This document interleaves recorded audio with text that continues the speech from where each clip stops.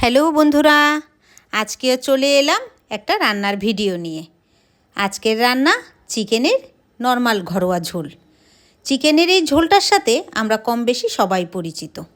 ঘরে কতগুলো পটল ছিল, তো সর্বপ্রথম সেই পটলগুলোই ভেজে নেব। বেশি ছিল না, 2-3টে ছিল, ভাবলাম ভেজে নিই, ফেলে দেব, তার থেকে একটু ভেজে নিই, খাওয়া হয়ে যাবে। কোনো জিনিস ফেলে দিতে না খুব খারাপ লাগে, তাই ভাবলাম ফেলে না দিয়ে পটলগুলো ভাজা করে নিই। হলুদ আর নুন দিয়ে পটলগুলো তেলের মধ্যে ভাজি করে নিলাম। তেলের মধ্যে দিয়ে দিলাম তেজপাতা, তারপর দিয়ে দিব কুচনো পেঁয়াজ। পেঁয়াজের পরিমাণটা একটু বেশিই দেব।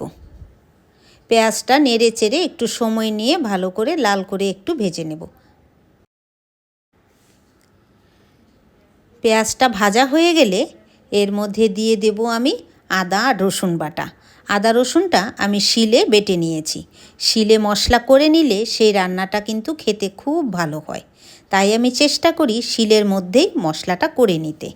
দিয়ে দেব এর মধ্যে হলুদের গুঁড়ো, তারপর দেব নুন, তারপরে দেব লঙ্কার গুঁড়ো। পরিমাণটা আমি মাংস অনুযায়ী দিয়েছি।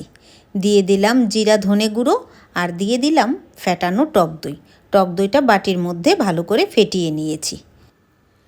এখন নেড়ে চেড়ে মশলাটা খুব ভালো করে কষিয়ে নেব। দিয়ে দেব এর মধ্যে কেটে রাখা আলু।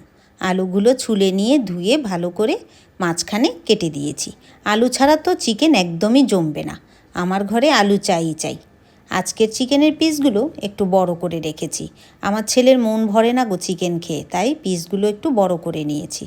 দিয়ে দিলাম চিকেনগুলো, তারপর মশলার সাথে ভালো করে নেড়ে চেড়ে একটু একটু করে ঢেকে দেব। আমি মাঝে মাঝেই ঢেকে দিয়েছি, আবার মাঝে মাঝে তুলে নাড়া দিয়েছি। ঢাকা দিলেই চিকেন থেকে জল বেরিয়ে যাবে এবং সেই জলের দিয়েই মাংসটা ভালো করে সেদ্ধ হয়ে যাবে। তো মশলাটা ভালো করে কষিয়ে নেব। এর মাঝখানে দিয়ে দেব কিছু কাঁচা লঙ্কা। এই কাঁচা লঙ্কার গন্ধটা মাংসটাকে আরও টেস্টি করে তুলবে, দারুণ হয় খেতে। যারা ঝাল খেতে পারো তারা এভাবে রান্না করে দেখতে পারো, দুর্দান্ত হয় খেতে। তো মশলাটা মোটামুটি কষানো হয়ে গেছে আমার।